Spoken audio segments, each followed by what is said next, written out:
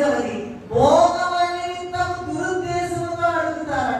మీరు అడిగినను మీ భోగముల నిమిత్తము వినియోగించుటకై దురుద్దేశముతో అడుగుతారు కనుక మీకేమీ దొరుకుతలేదు. భోగేక్షలు, నరహత్యలు, పోట్లాటలు, మత్సరము, యుద్ధం మన సొంతంగా సంపాదించుకున్నాం అనుకుంటారండి. ఏదైనా కూడా యుద్ధం చేయాలండి, పోట్లాడడం పడండి, నరహత్యలు చేద్దాం, మత్సరంతో కూడి భోగేక్షలతో కూడి అడిగినట్లయితే మనకేమి కూడా దొరకదు. నమ్మకం దేవుని పట్ల కృతజ్ఞత ఉందా అంటే నీ సొంత అవసరాల కోసమే వస్తావా?